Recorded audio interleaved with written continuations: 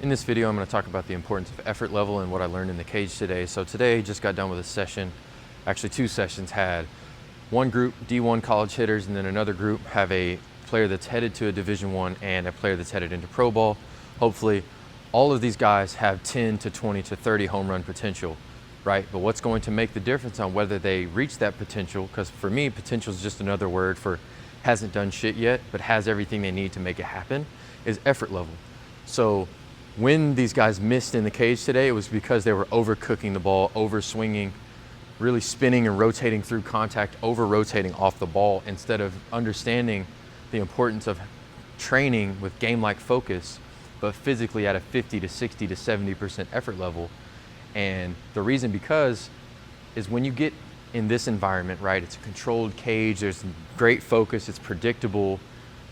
If we can't feel ourselves under control in here, right, and usually when you're out of control, if you understand what this is like, it's fast swings off the ball, it's chest opening up, bat feels really heavy and stiff in your hands, a lot of tension, right? That's a great way to know if you're out of control. Like this video and subscribe, by the way, to the channel. But if you're listening to this video and that sounds like you, that means you're training out of control. And let me tell you now, before you get back into a game environment and feel yourself out of control, missing again, it may not be your swing. It may be because your effort level is too high, right? Because what happens is if you're training in this environment at, say, 80 to 90% effort level, which means you're really sweating, you're taking a lot of what I call grunt swings, feel very muscly, stiff, tense, you have to get everything perfectly right.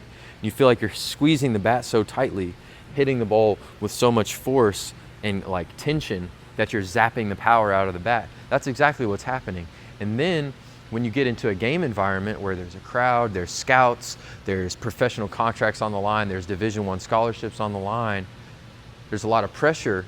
That pressure is going to take you over your 100%. And think of it all like a car. You're going to be redlining, right? You're going to be out of control. You're going to have no control. You're not going to be able to make sound decisions. Your eyes are going to start to kind of like twitch on you a little bit. The ball's going to get very small. Instead of being in a place where you can be up here, feel very smooth, fluid, calm, but ready, relaxed, ready to make your move. Heart rate is steady. You're not high heart rate guy, out of control. You're in a place where you're calm but ready. And when you train in this level and you replicate this with game-like focus, guess what happens? Your practice swing translates directly to the game, right? That's the only way to make this happen, is to consistently take swings at the same effort level, right? If you want to get strong and feel strong, take it into the weight room. That's where you use your grunt effort. By the time you get into this cage, I've talked about it before, it's time to be smooth and under control. For me, being a stronger guy, I was a 50% swing guy, because my 50 was my 100, because in the game, that's going to take me up 20%. I'm right where I need to be, and I'm aggressive, powerful, but I'm smooth. And that's how you get the effortless barrels to show up, because when coaches are watching, when scouts are evaluating you, if you're watching this, they're not looking at how hard you can hit the ball. They're looking for effortless power. They're looking for consistent swing decisions. Does this guy bring a presence to the box? Is he in control? Does he look in control of his moves? And when he takes pitches, are they confident takes? He looks like he's stopping his swing, or does it look like he's holding on for dear life and just really like unconfident, right? You want to look unconfident and unsure of yourself, go out there and swing at 100% effort level, right? It's a dead giveaway of a sign of a hitter that doesn't trust his work, because the truth is, when you trust what you do and you trust yourself, you don't have to prove anything to anyone.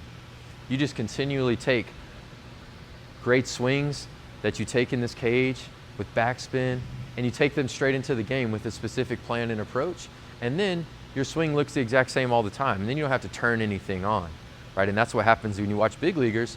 Yeah, they look like they're barely trying. There's a reason for that, because they practice that swing over and over again. Bruce Lee said it. I don't fear the man that's practiced 10,000 kicks once. I fear the man that's practiced one kick 10,000 times.